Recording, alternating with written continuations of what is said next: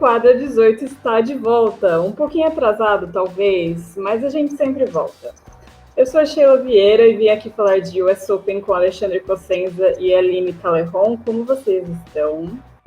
Eu tô ótimo, muito bem, muito bem. Foram 2 semanas cansativas, mas no final eu acho que foi legal. Foi um torneio bacana de ver. E você, Aline? Cansativo, eu acho que é a palavra que define, né? Porque o fuso horário corno. Tirando isso, show de bola. Tem isso, né? A Aline tá 5 horas na frente da gente. Então, aquela rodadinha que termina ali meia-noite é uma delícia pra ela. Nossa, foi super legal. Eu recomendo bastante. 6 horas de diferença pra Nova York. Não é fácil essa vida. Certo, então o US Open teve título do Nadal, tetracampeão em Nova York, e 19º slam da carreira. Medvedev confirmou o hype e chegou à final do torneio. O Federer e o Djokovic sucumbiram fisicamente, não aguentaram o tranco, e vamos ver se vão aguentar até o fim do ano. No feminino, teve uma grande surpresa, ou não, talvez, que foi a Bianca Andreescu vencendo o torneio. E numa final contra a Serena, que perdeu a 4ª final de slam seguida dela. Que fase vive a Serena em finais de slam. E nas duplas, Cabal e Farah venceram o 2º slam seguido, desencantando de vez. Então, começaremos com o Nadal. Em Wimbledon a gente não falou tanto do Nadal, apesar dele ter feito uma boa campanha. E só se falou de Federer, Djokovic, jogo do século, da década, enfim, aquelas coisas. E agora o Nadal está não só perto de tirar o número 1 do Djokovic, mas também de tirar o recorde de slams do Federer. Queria saber o que vocês acham que foi o principal fator para o Nadal ganhar esse título. Se teve um pouco de falta de concorrência ou foi alguma coisa diferente que ele fez? Eu acho que a chave deu uma ajudada, né? Não foi das mais difíceis. Mas, no fim das contas, ele pegou o cara que estava ganhando mais jogo na temporada americana, né? De quadradura, que foi o Medvedev, que acabou, que aliás ganhou do Djokovic, né? Em Montreal. Então, quer dizer, em Cincinnati, né? Não foi Montreal, tô confundindo tudo agora, acho que foi Cincinnati. Ele ganhou do Djokovic em Cincinnati, o Djokovic não jogou. Isso. Então, teve um pouquinho de sorte, teve um pouquinho, né? Mas pegou o cara que tava jogando bem. E eu acho que o Rafa jogou muito bem o torneio. Chegou bem na final. Teve um pouquinho de dificuldade ali com o Schwartzman, mas o Schwartzman é um jogo chato pro Nadal, de qualquer maneira. De qualquer maneira, assim, ele tá falando que teve dificuldade, mas foi 3-0. Apesar dele ter perdido 4 games seguidos ali em 2 sets, tanto no primeiro quanto no segundo. E a final foi esse drama todo num jogo que parecia sob controle, parecia que ia ser aquela final basicona, 3 sets, um favorito campeão, e de repente teve quase 5 horas de duração e foi um dos melhores jogos da temporada. Porra, Bruce, Concorda. Bruce concorda muito. Vamos então à primeira pergunta, que é do Vitor Duarte. Nadal, por conta do domínio em Roland Garros, tem mais chances de ultrapassar a marca de 24 slams do que a Serena? Só peço calma. Nossa, as pessoas tá muito à frente, indo moço. longe no negócio, né? Essa é uma pergunta que não foi feita ainda. Original, eu diria. Isso com certeza. Mas, sei lá, Nadal com 33 anos precisando ganhar 5 ainda. Não sei quantas vezes ele joga Roland Garros até se aposentar. Não sei. Eu acho que também tem a questão que as pessoas meio que estão falando como se o Federer não fosse ganhar mais nenhum. E não sabemos disso, assim, né? É isso. Isso é. Federer ganha a Austrália, ganha o Wimbledon, 22, e aí? Né? É tudo muita especulação, né? Como sempre é, no fim das contas, né? A gente fica falando, quantos slams o cara vai terminar. A gente não sabe quando o cara vai se aposentar, se daqui a 2 semanas o cara vai aparecer machucado. O Djokovic parecia favoritaço pro US Open, de repente apareceu com uma lesão no ombro, e agora já tem notícia dizendo que vai precisar de cirurgia, que não é um negócio simples, que, sabe, de repente não volta nem pra Austrália. Então é outro panorama completamente diferente, né? A gente falou dele assim, em Wimbledon ele fez 16, ele falou aquela coisa de não quero pegar o recorde do Federer, e ele chega na temporada de quadras duras ali, que é uma época boa para ele, e a gente acha, nossa, agora vai engrenar. E o cara aparece com uma lesão, quer dizer, essas coisas são previsíveis. O Rafa hoje tá muito bem, mas daqui a pouco, né, sei lá, podia ter acontecido no meio do US Open ele ter um problema de joelho, como teve ano passado, como teve no Australian Open no ano passado, e abandonar. Então, é tudo muito especulação, né? A gente fala baseado no que o cara tá jogando hoje, amanhã ele tá jogando outra coisa, ele tá com outro tipo de problema. O Federer estava fazendo um puta torneio, quando ele engrenou, né? Ele fez 2 primeiras rodadas ali mais ou menos, perdeu os primeiros sets, e depois fez aquele jogo espetacular contra o Goffin, coitado. E aí você fala, nossa, o Federer agora vai atropelar. E aí ele parece se machuca e faz aquele jogo com o Dimitrov. Então, difícil, né? A lesão é a primeira coisa que aparece aí, né? O fator principal para os dois. Não tem muito que prever o futuro sobre isso. E outra, vai que a Serena ganha ali no Australian Open também, gente. Nunca se sabe nem isso. Não dá nem pra prever essas coisas.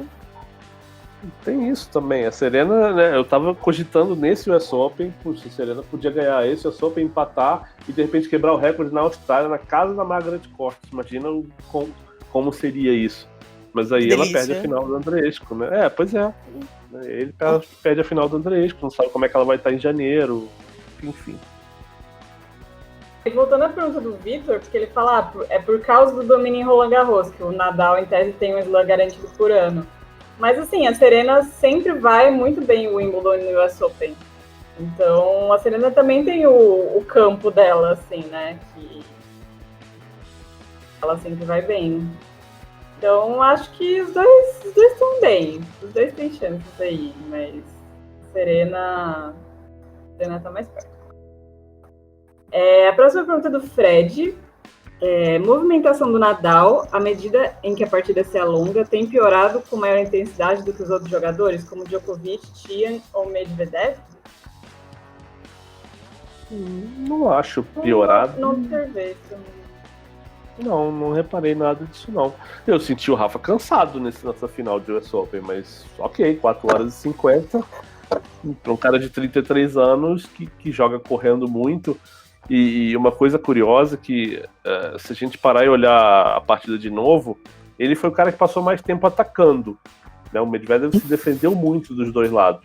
Mas se você olhar a estatística, o Nadal foi quem mais andou na quadra, foi quem mais se deslocou, ele acumula mais milhagem, digamos assim, do que o Medvedev, até porque muitos dos forehands dele são aqueles forehands que ele dá 20 micropassos para a direita para bater com a esquerda. Então ele é mais agressivo muito mais agressivo do que era 15 anos atrás, mas 4 horas e 50, né? É bem normal que ele fique cansado. Não vejo aí um grande problema, não.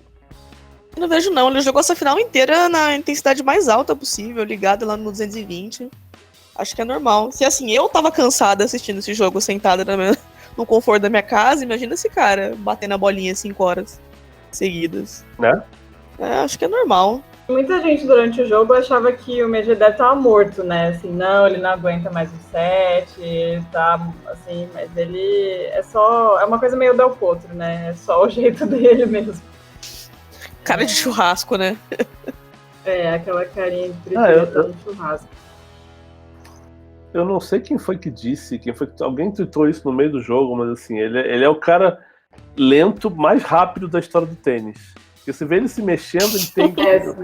Parece que entre um passo e outro leva um tempão, mas ele chega em todas as bolas e ele chega se defendendo de direita com aquela colherada, aquele slicezinho rasante, e ele faz aquilo bem pra cacete, porque ele botou de bola de volta no jogo, sabe? Bola que seria o winner contra um monte de cara, foi uma enormidade nessa final. Próxima pergunta do Felipe Melo, que não é aquele. O que acharam da postura do Nadal? Se fosse, eu estaria cortando essa pergunta daqui. Pois é. Uma palmeirense falando isso, inclusive. Exatamente. O que acharam da postura do Nadal? que acharam da postura do Nadal de reclamar do barulho no meio do movimento de saque do Medvedev? Catimba, e o juiz deveria deixar o ponto rolar ou não? Não sei, cara. Eu achei tão insignificante a coisa. Eu acho que, assim, o Twitter fez muito mais barulho por causa disso do que o próprio Medvedev ou muita coisa, sabe? Não vi grande coisa nisso. Não vi motivo pra drama, não. Porque, querendo ou não, o barulho daquela quadra é infernal mesmo, vai. Vamos combinar. Pra escutar dá pra escutar no áudio da televisão, imagina estando lá, que negócio cheio, um monte de gente conversando, cagando pro jogo. Os convidados, de convidado lá em cima. Você chama o cara da cerveja ali, pô. Não, aquilo lá, assim, num jogo normal, aquele joguinho de 7 horas da noite, um favorito contra um azarão, né, terça-feira da primeira semana, já tem um barulho, um barulho ambiente ali que é considerável. Você imagina numa final com a galera empurrando, gritando os caras, incomoda, é muito alto. Vamos então falar do Danilo. É uma campanha meio doida, que foi vaiado pela torcida, mostrou o dedo pra torcida, já jogou toalha na direção do goleiro, depois ironizou todo mundo, falando, se não fosse o apoio de vocês, eu jamais teria vencido, fez isso 2 jogos seguidos. Depois pediu desculpas e virou o queridinho da torcida na final, vai entender. Vocês querem falar alguma coisa específica sobre a campanha dele ou a gente vai direto para as perguntas? A Aline não superou o comportamento dele ainda, né? A Aline tava na final tweetando alguma coisa. A Aline é muito... A Aline Desabafa, é bem Aline, hater. A galera, assim, da minha concepção, a galera, assim, viu ele fazendo uma piadinha engraçadinha, já tava passando pano já, esquecendo tudo que ele fez. Comentários racistas, olha como ele é engraçado. Jogou moeda no árbitro, nossa, espetacular. Eu sou uma pessoa rancenta, pego o ranço mesmo, não superei, não achei engraçado. Vai fazer o quê, né? Tá aí, jogou um monte, né, nesse verão americano, mereceu estar ali e tal, mas passando pano não estarei passando. Ele tem uma coisa meio Safin e Gulbis, assim, que tipo, é claramente uma pessoa horrível, mas é uma pessoa engraçada. E isso não deleta o fato que a pessoa é horrível, mas você às vezes dá risada com ela. Acho que é assim que eu vejo, assim. Nunca vou torcer pra ele, mas... sei lá, eu acho que talvez, agora que ele é uma pessoa muito mais conhecida e tal, e o top 5, etc., talvez ele tenha uma outra postura, ou ele reveja o que ele fez no passado. Enfim, ele vai ser muito entrevistado aí nos próximos meses, né? Ele vai pro Finals. Então, acho que ele vai ser questionado aí sobre essas coisas que ele fez lá atrás. E aí a gente vai ver se ele se arrepende dessas coisas ou não. Se tudo um personagem. Eu não tenho uma opinião formada sobre ele. Alguém me perguntou isso no meio do torneio, eu falei, cara, não sei. Porque são momentos, são extremos, né? Ele vai numa ponta que é tipo jogar, sabe, coisa racista e jogar dinheiro pro árbitro. E na outra ponta que foi esse discurso simpático, falou super bem do Nadal, fez piada, né? Aquela coisa, se mostrassem, se eu ganhasse o torneio, eu ia mostrar o quê no telão, fez uma gracinha com ele mesmo e tal. E eu não sei, cara, não sei. Eu quero acreditar, quero torcer que ele seja uma pessoa boa e tenha tido lapsos e que tenha aprendido com isso, mas assim, não boto minha mão no fogo também pra dizer, não, esse cara é bacana, ele vai se consertar, vai parar de fazer essas coisas, porque também não tenho nenhuma impressão que me dê uma garantia que, olha, não, é realmente isso. Eu não tenho uma posição sobre isso. Não tenho padrão nenhum, né? Pois é muito assim, né? Eu achei que... dá pra entender. O que eu posso falar, que elogiar, é que eu achei que ele foi muito inteligente para virar essa situação que estava, né, muito ruim para ele ali com a torcida no começo do torneio. Então, isso ele tem de mérito. Não, isso é só eu tô falando, ele é novo ainda, ele dá tempo dele aprender com as merdas que ele fez na vida e com a fama que tem agora, né, mas mão no fogo jamais colocarei. Vamos para mais uma pergunta sobre o Medvedev, do João Almeida. É provável que já tenha perdido o bonde, mas vai lá. O que vocês acharam sobre a posição da ATP na punição ao Medvedev? E já houve alguém com esse Open Series igual ao russo? Então ele tomou uma multa, né? Foram $9 mil do Medvedev. 5 mil por conduta desportiva, toalha, e 4 mil pela obscenidade visível, que foi o dedo médio. É o que tá lá no caderninho, né? Não tem muito o que falar disso, eu acho. E foi merecido, né? Super merecido. É. Ele fez e o pessoal... Mas o que é muito louco é que você para pra pensar, pô, beleza, ele pagou $9 mil. Qual foi a premiação dele por ser vice-campeão do torneio? Não dói no bolso. Só seguir o caderninho lá. Não, e se ele tivesse perdido na primeira rodada, ele teria embolsado $50 mil. Até nesse caso não seria grande coisa, sabe? Mas a política de multa do tênis é meio assim, a multa é igual para todo mundo, não interessa se o cara vai ganhar 3 milhões ou se vai ganhar $50 mil. Não interessa se é a primeira rodada ou se é final. Então eu entendo o porquê de ser assim, mas é óbvio que não funciona, né? É uma grana que sai do cara, mas que não tem efeito prático nenhum. O Kyrgios, como exemplo. Eu abri aqui só por curiosidade. $1.900.000 o prêmio do vice-campeão. Eu tenho certeza absoluta que os 9 mil vão fazer muita falta. Pô, 9 mil é difícil. Será que ele consegue pagar a conta de luz? Eu acho que não vai dar. Não vai dar. Vai fazer falta. Vamos cortar lá a luz dele e cadê essa multa, hein? Pergunta do Johnny Garbin. Ser vilão no US Open ajudou o Medvedev mentalmente? Eu acho que não. Não vejo isso. Eu acho que também não. Até pela campanha que ele fez antes, né? Ele não tava se apoiando nesse negócio. Nossa. Apoiando assim, nossa, sou vilão. Ele tentou sair por cima, mas ele viu que ele ia se fuder. Então ele resolveu, não, vou ficar pianinho que eu ganho mais. Daiane Moraes. A Next Gen que vai assumir o circuito em breve vai ser nesse perfil esquentadinho, como Medvedev, Tsitsipas, Zverev, ou com o tempo isso deve mudar? Acho que entre os três é até meio calminho, assim, né? Acho que o problema nem não. Ele tem uma coisa meio Murray, assim, é ele com ele. Ele com ele mesmo. Mas sim, acho que claramente essa galera aí é um pouco mais esquentada, mas eu acho que é coincidência, não é uma coisa geracional, assim. Tipo, o Chung é bonzinho, mas ele se machucou e não chegou. O Felix, que é mais novo, parece ser bonzinho também. Então, não acho que é uma tendência. É só uma coincidência. Eu acho que também a galera esquece que tinha um monte de gente com o mesmo comportamento antigamente. A diferença é que não tinha rede social, que não tinha tanto acesso a essas coisas, assim. Não é nenhuma coisa geracional, não. É uma coisa que acontece em todas as épocas, todos os anos. Tem gente bacana, tem gente esquentadinha, tem gente meio Murray e, sei lá, segue aí.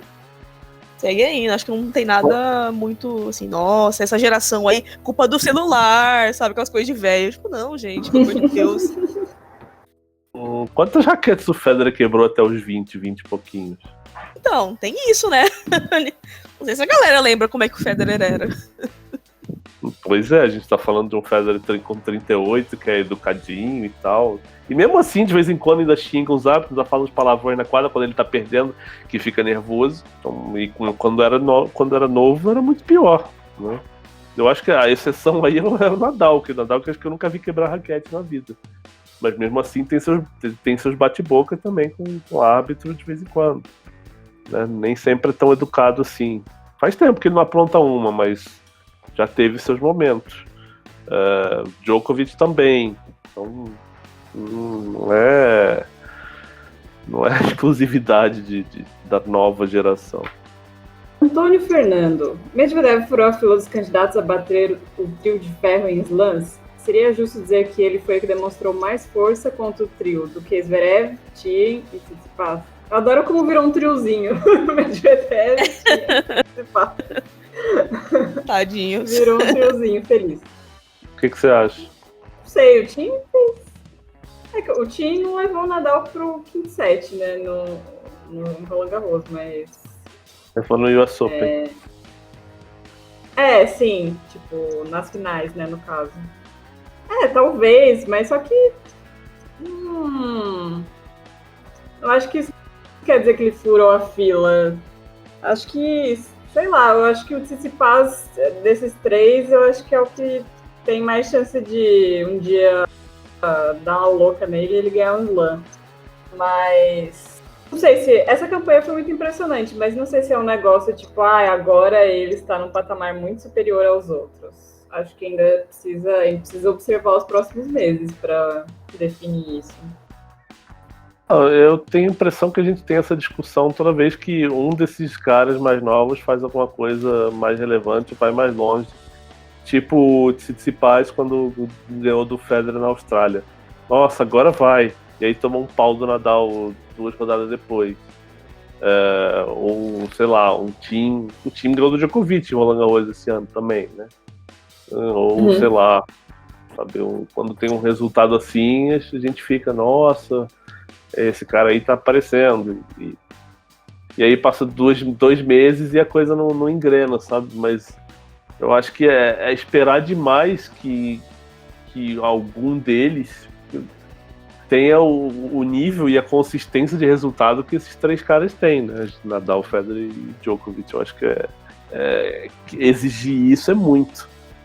Então, eu tô achando perfeitamente normal que um faz uma campanha melhor aqui, outro faz uma campanha melhor ali e perde e tal. Eu acho que seria o normal do tênis se a gente não tivesse três caras absurdos. Federer e Djokovic. Nadal de Wimbledon cobrou o seu preço. Será que a gente vai ver mais alguma coisa desses dois aí no ano ou a velhice chegou de vez? Já surgiu as fofocas aí de que o Djokovic não joga mais esse ano, né? A galera falou que o negócio do ombro tá pior, mas pior do que ele achava. Que não era pra ele ter forçado, aí forçou o bagulho e ficou pior, não sei o quê. Aparentemente não joga mais do ano. Eu só não entendi uma coisa. A pergunta tá sugerindo que a final de Wimbledon é responsável por isso? Não. Eu acho que não é só por causa da final de Wimbledon, mas eu acho que há um desgaste, além de físico, mental também. Aí eu concordo. Vamos então para a última pergunta do bloco da ATP, que é do Marco Aurélio. Se vocês do podcast tivessem que escolher algum tenista do Big Three, quem escolheriam e por quais motivos? Andy Murray. O Potro. A Wawrinka. Pronto, tá aí. É o Big Three. O Big Three que realmente importa. O motivo adoro churrasco e chimarrão. Eu adoro a Escócia. Aí, ó. E eu adoro... Eu não adoro nada da cabeça. Suíça. Chocolate lindo. Eu gosto, sim, do dedinho na cabeça. É muito legal. Do Instagram do Wawrinka. O Instagram do Wawrinka é ótimo também. O Wawrinka tem cara de que é um cara muito legal de ser amigo, né? De, tipo, sair pra beber ou tomar umas com o Wawrinka. Deve ser legal demais. Tem cara de gente boa. O Wawrinka tem cara de gente boa. Tem. Os três têm cara de gente boa, eu acho. Dava pra armar um churrascão. Só dava. Vamos então para o bloco da WTA, pessoal. Fiquem aí. Não fujam. A gente vai falar de Andrés Serena.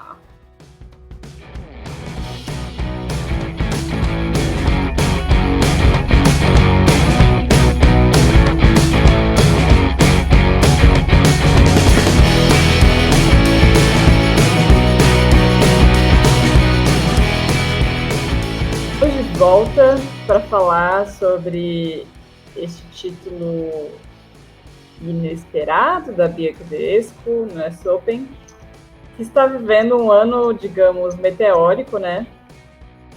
grande revelação do ano, sem dúvida. E ela ganhou da Serena por 2 sets.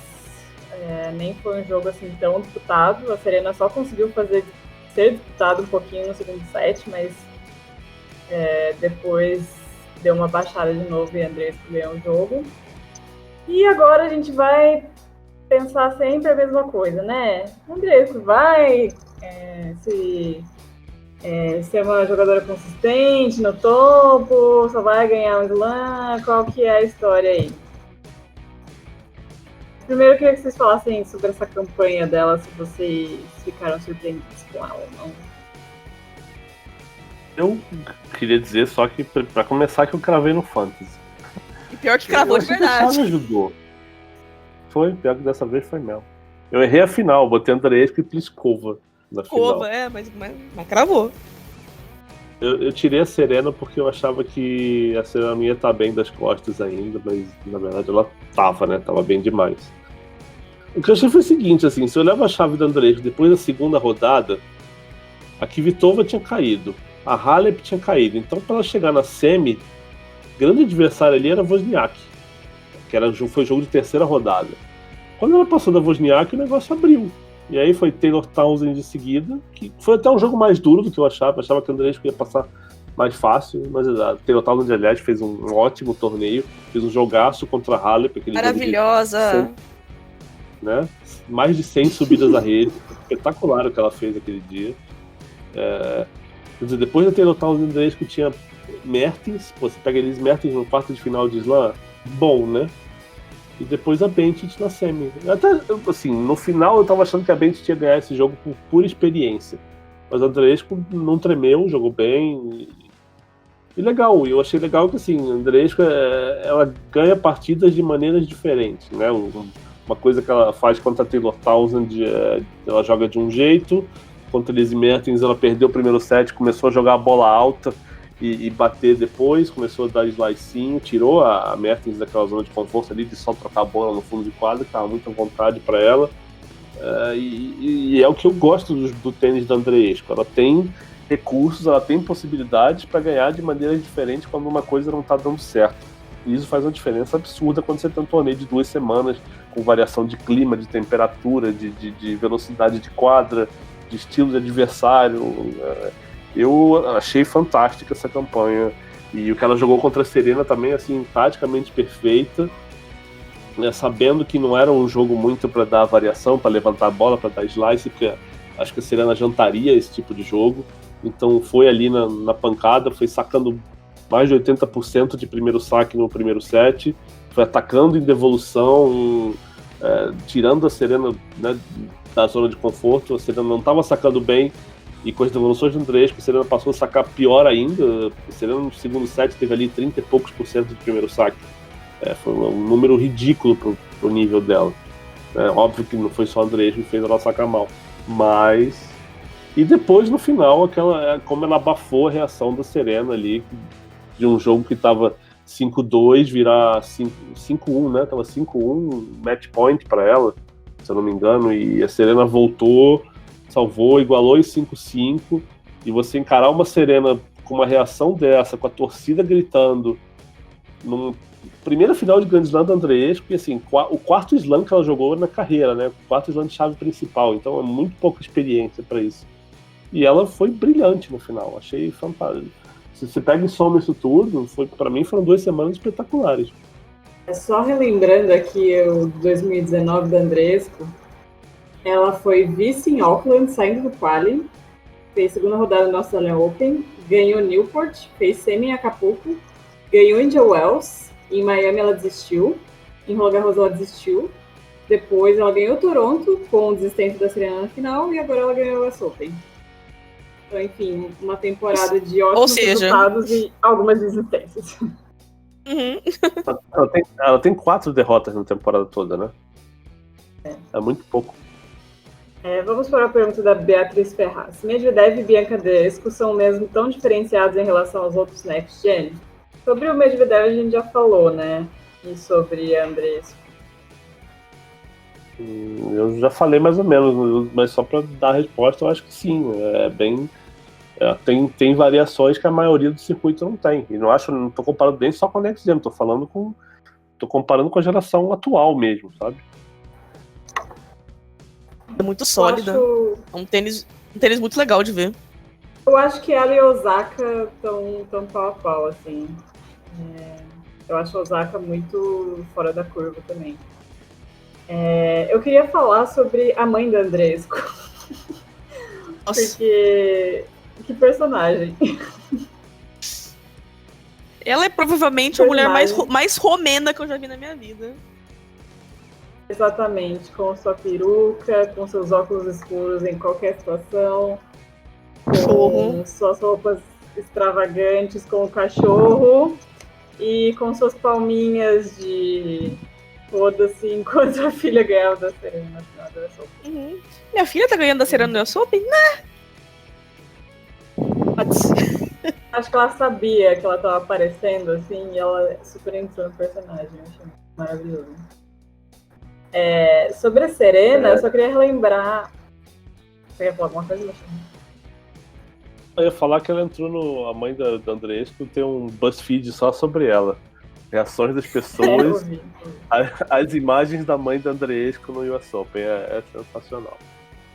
Tem até um tweet da Chrissy Teigen, a esposa do John Legend, tipo, até ela comentou sobre a mãe da Andreescu. Que eu acho que tá pau a pau com a Oracine agora. A Oracine é rainha, né, cara? Uma hora que ela fez um facepalm, assim, com alguma coisa que a Serena fez, que, nossa, foi tão engraçado, meu Deus do céu. Figura essa mulher. Serena, eu queria relembrar aqui as 4 finais de slam que ela perdeu. A de Wimbledon, ela perdeu para Kerber ano passado, ela perdeu para Osaka no US Open, ela perdeu para Halep em Wimbledon e agora para Andreescu no US Open, e todas essas derrotas foram em sets diretos. E aí eu já emendo com a pergunta da Nayane. O que essas 4 derrotas em finais desde a volta dizem sobre o mental da Serena? Não sei, é difícil dizer, porque não sei se eu consigo achar tanta semelhança entre as 4. Você pega a primeira, realmente ela não estava tão bem voltando da gravidez, que foi o Wimbledon. A segunda foi o episódio bizarro da Osaka. Não é coisa da Osaka, não, né? Da Serena no US Open com o Carlos Ramos, o problema todo e tal. Pula para Wimbledon, a Halep fez uma partida espetacular. Não dá para negar. Não dá para dizer, a Serena podia ter jogado melhor. Podia. Mas a Halep estava num dia que, pelo amor de Deus, né? Ela fala que foi o melhor jogo da vida dela. Esse aqui, essa final do US Open agora contra a Andreescu foi o que mais me decepcionou da Serena. Acho que porque porque eu vi a maior diferença entre o que ela vinha jogando no torneio e o que ela fez na final. Porque o torneio dela foi fantástico, né? Ela começa atropelando a Sharapova, porque ele foi 6-1, 6-1, se eu não me engano. E ela termina ali com quartas de final, ela faz 1-0 na Wang, 3-1 na Svitolina, e chega pra final, você fala, essa mulher não vai perder. O que ela jogou nas 2 semanas foi um absurdo. E o tênis dela não aparece nesse nível na final em momento nenhum. Nem quando ela faz aquela reação no segundo set.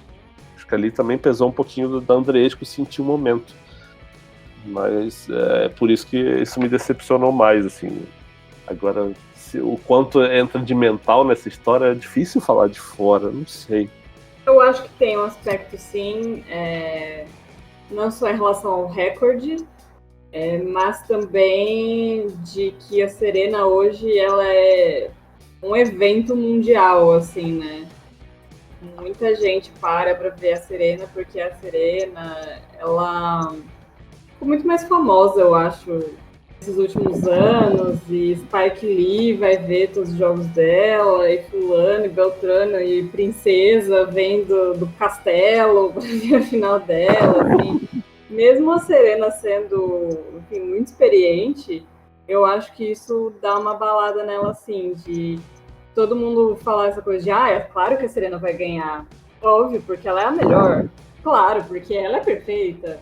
E talvez menosprezando um pouco a adversária, e a Serena sabe que por mais que ela seja a melhor, ela pode estar num dia que ela vai perder. Então, eu acho que isso pesa, assim, mentalmente para ela, com certeza. Eu acho que o problema foi a roupa. Ela passou o torneio inteiro jogando com aquele catsuit maravilhoso, aquele macaquinho incrível, parecendo a mulher gata. Chegou na final, foi de quê? Foi de vestido. Foi de vestido roxo, normal. Quando ela já abriu aquela jaqueta, eu falei, ih, não vai dar certo. Primeiro ponto, ih, não vai dar certo. Mas que foi estranho, foi mesmo. Eu achei muito gritante também essa diferença do torneio inteiro pra final. O que aconteceu aí pode ser pressão. Mas pra mim foi a roupa. A gente pode comentar essa roupa roxa, aliás, porque o que ficava visível Claro. de mancha de suor na Serena durante as partidas era, eu acho, bom, sei lá, né? É questão de opinião. Eu acho feio, assim, mais do que eu achar feio, porque minha opinião é irrelevante nessa história toda, mas para pensar, a Nike tem dinheiro para desenvolver um negócio bacana, né?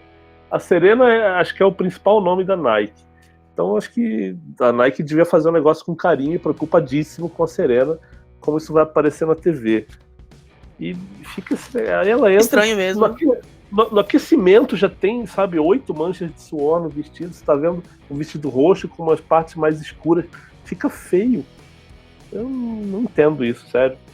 Se ela tivesse jogado a final com o catsuit, que era preto, maravilhoso, não teria problema. Mas senão realmente ficou feio. Deram 2 bolinhas de aquecimento, já começava a aparecer as pizzas. Eu falei, nossa senhora. Não, e assim, não tô falando. Essas bostas, tipo, o kit noturno é lindo, o kit diurno é uma bosta. É sempre assim. Não, e assim, não tô falando porque a Serena, a pessoa Serena. Tô falando porque é a principal tenista da marca, sabe, que vai estar numa exposição absurda, que todo mundo sabe que ela vai jogar, né, e todo mundo vai olhar. Então, pelo amor de Deus, cuida, faz o negócio, né? Sei lá, cara. Certas coisas que eu não entendo como é que passam por uma reunião e ninguém comenta as coisas, ou como ninguém faz um teste. Olha só, veste isso e bate uma bola por 10 minutos pra ver o que vai acontecer. Custa? Fica aí o nosso rant sobre o uniforme da Serena. Quadra 18 também é fashion. Com certeza. Bom, gente, é isso de WTA. Vocês querem falar mais alguma coisa de WTA? Algum PS? Alguma outra reclamação? Alguma inquietação? Sim, magoado com mais outra derrota do Carolina Pliskova antes de quando ela devia perder, mas tudo bem. A gente se acostuma. Pliskova, sim. Eu tô puta com a Kerber, né? Mas enfim, ano que vem aí ela ganha o slam de novo, tá tudo certo. Ano sim, ano não com a Kerber. Vamos então pro bloco das duplas, pra gente falar um pouquinho sobre nossos duplistas.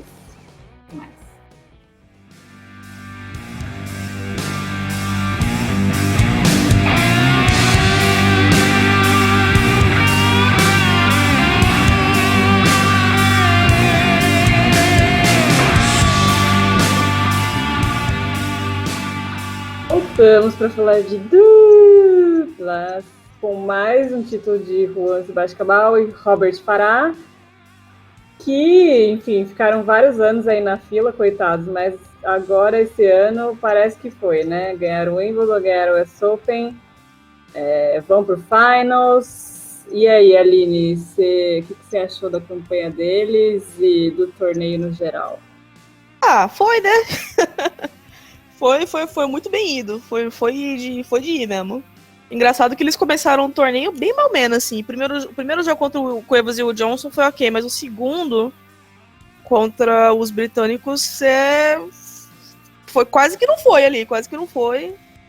Mas foram pegando no tranco, foram botando o filho do Cabal na quadra pra ver se ia alguma coisa, e foi ido. E fora que a chave abriu, né? Pô, vamos combinar que os caras enfrentaram no caminho até a semi só 2 cabeças de chave, e foi Hassi com Hoff, que assim, na quadradura não tá com tanta expressão, e depois veio o Jamie E o Neil Skupski, que aí beleza, aí deu uma pressão, podia ter caído ali, mas isso aí só foi na semi também, então eu acho que a chave ajudou bastante. Essa parte de cima deles, eles poderiam ter pego Mektic, Skugor, Rui Tekal, Herbert Mayu e Dodge Polachek e Bryans também, né? E a chave abriu totalmente, então com certeza ajuda, souberam se aproveitar. Tem mais uma pergunta aqui do Johnny Garbin, que é: os colombianos ganharam o segundo slam seguido, o que finalmente encaixou para eles serem campeões na sequência?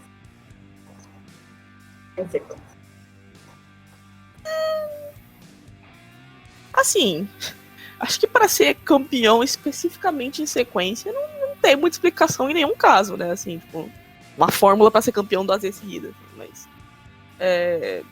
eu acho que dá pra gente falar do ano deles, por exemplo, de quando eles embalaram, por exemplo, de Barcelona pra frente, que eu, sinceramente, vendo assim, eu acho que é fruto do trabalho deles fora de quadro. Ficou muito mais profissional do último ano pra cá, não que não fosse antes, né, mas agora é um negócio monstruoso. Estão viajando faz tempo aí com um preparador físico muito bom. O negócio subiu de nível mesmo, tipo, dieta, hidratação, descanso, trabalho mental, os caras estão no mais alto nível de profissionalização. Fora físico, mental, tenístico, é difícil parar, E dentro de quadro, eu vejo eles muito mais efetivos nos pontos decisivos, assim, estão com uma margem de erro praticamente nula. Então, diria que o que mudou daquela dupla que incomodava o circuito inteiro, mas que não tinha tantos títulos no bolso, para essa de hoje, com 2 grandes lances seguidos, é justamente isso, né? Estão sabendo impor a superioridade nos momentos exatos, estão sabendo criar oportunidade, não estão dando chance nos pontos que no ano passado eles dariam. Tão o famoso clutch, né? Tão direitinho. Estão juntos há quantos anos, Aline? Nossa. Se pá, desde o útero, assim, era mãe do lado da mãe, porque faz muito tempo. Acho que vou até dar uma olhada aqui, faz muito tempo. O que eu acho interessante dessa dupla é exatamente isso, que a gente vê muita parceria separando e tal, e ok, não é criticar ninguém, porque não tem uma fórmula pra coisa, né? Às vezes os caras jogam 2 anos, 3 anos juntos, separam e cada um melhora com outro parceiro, ou vai na evolução natural da carreira, né? Mas você vê, tem aí 2 caras que estão juntos a vida inteira e agora, né, veteranos estão aí com o número 1 do mundo. Começaram mesmo em 2010, você vê, né? Pois é, quase 10 anos. Eles estavam jogando Future. Nossa. Se somar a temporada de 2010, é 10 anos aí. Muita coisa. Os caras saírem de Future e continuar junto, altos e baixos, porque ele... cara, mas eu acho que dava pra ver. O estilo de jogo deles sempre incomodou muito a galera. Eu acho que eles sentiam que dava pra sair alguma coisa dali, mas realmente é muito louco ver uma dupla que saiu do Future pra ganhar a Grand Slam tanto tempo junto. É bem bonito de ver. Vamos então falar da campeã dos brasileiros. Marcelo Melo e o Kubat perderam nas oitavas, o Bruno e o Pavos perderam na segunda rodada e o Demolineiro e o Inglot na estreia. Sim, vamos começar pelo Marcelo e pelo Lucas. Eles caíram nas oitavas, né, terceira rodada, para Maier e Souza, que ô duplinha, que inferno. Estão sempre incomodando e a galera... são bem chatinhos. O Marcelo e o Kubat chegaram a ter chance de levar o primeiro set, mas acabou caindo ali no tie-break. E Maier Souza é aquela coisa, né? Você dá a mão, os caras querem o braço já. Infelizmente, acabaram caindo aí. Que é uma pena também, porque eu achei... E, aliás, só pra gente lembrar que tanto o Marcelo, a dupla do Marcelo, a dupla do Bruno e a dupla do Demo estavam tudo no mesmo quadrante. A chance deles se enfrentarem era muito grande e tal, e infelizmente acabou todo mundo caindo antes. O que é uma pena, porque eu achei o quadrante deles, em específico, não o quadrante só, a metade deles estava melhor que a de cima. Tinha umas duplas estavam começando ainda, ou que não tinha engrenado, mas infelizmente não deu. O Demo, ele jogou com o Inglot no US Open, porque tá difícil pro Demo conseguir um parceiro. Fixo, um casa, o outro foge, o outro troca de dupla. Acontece umas coisas doidas na vida do Demo. Eles acabaram caindo na primeira rodada pro Travits, pro Miss, infelizmente. E o Bruno e o Pavic acabaram caindo na segunda rodada para Arevalo e Omara. Esse jogo escapou. Esse jogo deu dó. Deu muita dó. Porque foi aquela coisa que aconteceu com o Bruno e o Mate nos outros jogos antes do US Open, que é aquela coisa de que eles não estavam conseguindo criar oportunidade, e os caras começavam a crescer no jogo, aí o Arevalo acertava umas bolas que eu nunca vi na minha vida, e aí, nossa, esse jogo me deu muita aflição, na moralzinha, que é uma pena. Eu queria muito ver o Bruno e o Mate engrenando, mas tá difícil. Então, eu ia te perguntar sobre isso, porque eu vi pouco a dupla. O que você tem achado deles juntos? Ai, tá faltando aquele fator decisivo ainda. Que foi o que aconteceu com o Jamie, né? Com o Jamie, foi uma coisa muito estranha também, porque eles clicaram muito rápido. Eles sabiam o que eles iam fazer em quadra, assim, no primeiro jogo, no primeiro torneio que disputaram. Foi um negócio meio muito raro. Com o Mata, eu acho que é questão de quadra mesmo, é questão de muito treino, muito jogo ainda pra fazer, porque eles ainda não estão se entendendo completamente. Acho que ainda falta um pouquinho essa comunicação, mas assim, não é nada tão grave. Eu já vi gente perguntando se o Bruno já tem outro parceiro pro outro ano já. Eu peço calma, gente. A gente precisa lembrar que eles acabaram de começar essa dupla. Eu peço calma. Uma coisa que eu achei interessante que o Bruno falou é que ele... Acho que eu comentei isso até no último podcast. Eles começaram a jogar na grama e os pontos eram muito, muito curtos. Eles tiveram dificuldade de engrenar e pegar um ritmo porque o jogo era rápido demais. Não dá nem pra começar a contar uma dupla que começou a parceria na grama, porque, sinceramente, é uma parte da temporada muito específica. E pra pegar ritmo, sinceramente, não é nada, né? Vamos combinar. E a gente precisa muito lembrar isso, de que é uma parceria muito recente, são dois caras com estilo de jogo completamente diferente. É questão de ritmo mesmo, nada alarmante. Calma, não vamos trocar essa dupla ainda, gente. Já me perguntaram por que não joga com o Marcelo, já quer desfazer com o Botimelo também. A galera tá... eu peço calma, gente, eu peço calma. O fone até caiu depois dessa. Não, o Mickey Drop. Joga com o Demo, ninguém falou isso. Não, eu li gente hoje perguntando, indignado no Instagram, não sei se era do Bruno ou do Marcelo, perguntando cadê o Demo na Davis. Se o Bruno e o Marcelo tá lá, vai precisar do Demo lá, gente. Estão muito desesperados. Simples aí, cara. Simplesinho aí. Aliás, eu queria aproveitar que a gente tá no bloco de duplas. Eu vi a Aline tweetando sobre Laver Cup, reclamando da ausência de duplistas. Mas Jack Sock tá lá, Aline. É que eu esqueci desse detalhe, de que o maior representante das duplas, da história das duplas no mundo FIFA, tá lá. Se o Jack Sock tá lá, então tô tranquila. É muito louco esse time mundo parece o time América do Norte mais o Kyrgios. É só isso. É o time mundo, todo mundo... Não, assim, é o time mundo, todo mundo fala inglês. Pois é. Não tem sei lá, um Suafa, não tem um Nishikori, não tem, sei lá, um Chang, nada. Tá muito América do Norte. O Nishikori eu sei que ele cagou pra isso aí. Ele, desde a primeira edição, ele já falou que eu não vou jogar esse negócio, e beleza. Mas, pô, um argentino que seja, gente, lembrar da existência da América do Sul. Pelo amor de Deus. Tava o Marcelo e Bruno pra jogar dupla. Sei lá. Não, mas e aí que eu falo, como seria legal não ter dupla nisso, justamente porque, dá uma chance pro time mundo, que é sempre um negócio, porra, é muito desequilibrado. E 2, pra poder incluir um pouco mais o resto do mundo, né? Porque de mundo você não tem nada, desculpa. América do Norte. Ângulo. Lembrando que dupla número 1 do mundo dupla número 1 do mundo é sul-americana, né? Então, é pra Né? dar alguma coisa. Ano aí, passado. nossa. Foi ano passado que o Del Potro falou que ia e deu pra trás? Foi. Aí, Foi. aí esse ano teve o Kevin Anderson, que poderia dar um pouco de time mundo, né?